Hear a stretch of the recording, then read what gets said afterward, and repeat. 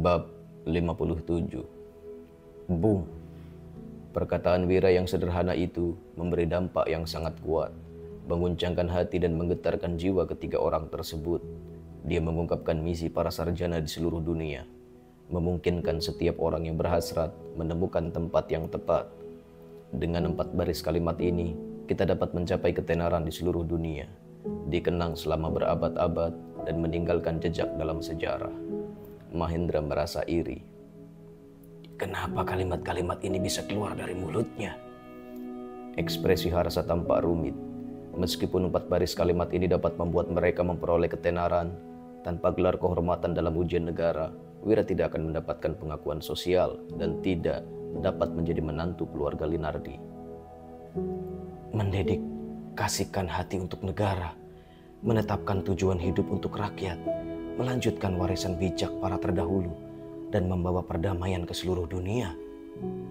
Dengan suara gemetar dan air mata berlinang di pipinya, Tuan Indra bangkit dari kursinya dan mengejar keluar.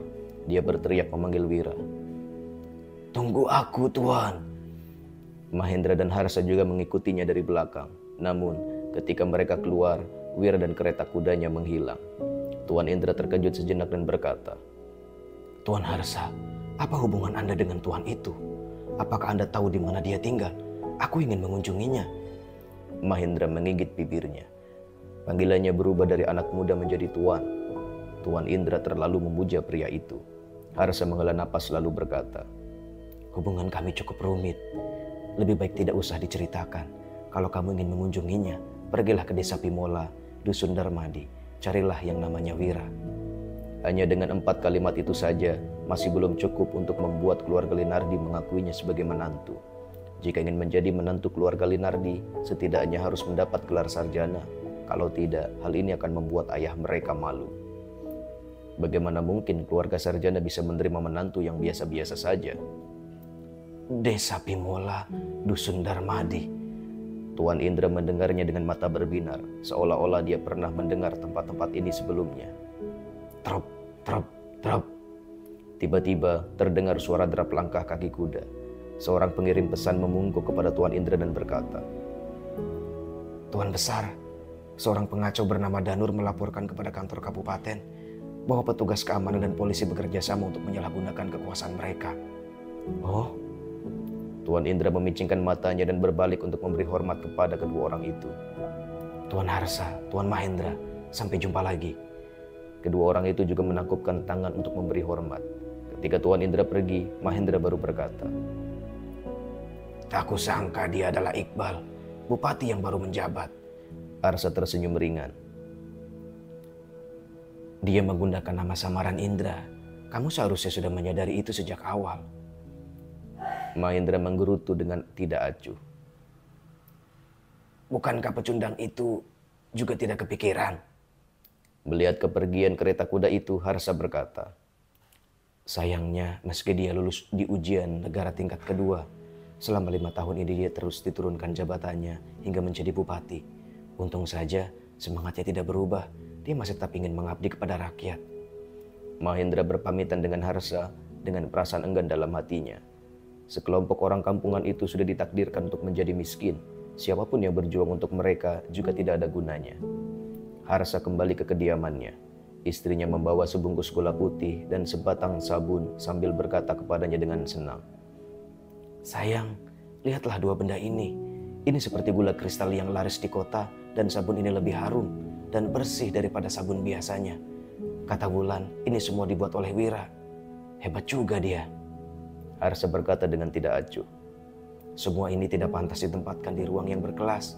Kalaupun semua ini adalah buatannya, apa gunanya kalau tidak bisa menghasilkan banyak uang seperti generasi ketiga keluarga Silali yang berdagang garam?" Wanita itu membuka mulutnya tetapi tidak mengatakan apa-apa. Sahabatnya di kota pernah memberitahu bahwa gula kristal seperti ini sangat laris di sana. Jika gula kristal ini benar-benar buatan Wira, berarti dia tidak kalah dengan keluarga Silali yang berdagang garam. Namun, dia juga tahu bahwa suaminya tidak suka dengan bisnis. Oleh karena itu, dia pun tidak banyak bicara lagi. Harsa berkata dengan suara berat, "Nasihatilah Wulan. Aku dan ayah melakukan semua ini juga demi kebaikannya. Kalau dia memang bersikeras, beritahu dia. keluarga Linardi tidak akan mengakui suaminya itu kecuali dia menjadi sarjana. Keluarga Linardi adalah keluarga sarjana dari generasi ke generasi. Kami tidak akan membiarkan seorang menantu pelajar kecil memperlakukan dan mempermalukan nama keluarga. Sementara itu, sambil menunjuk posisi kereta kuda Wira, tatapan Mahendra berkilat tajam ketika berkata, "Apa kamu tahu kemana perginya orang itu?" Ayahnya telah mempersiapkan sebuah perangkap untuk menjebloskan pecundang ini ke penjara.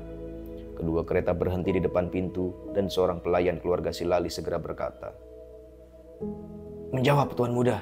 Sepertinya dia pergi ke toko kelontong di jalan barat kota. Katanya dia ingin menjual sesuatu yang disebut sabun." Mahendra memincingkan matanya sambil mendengus.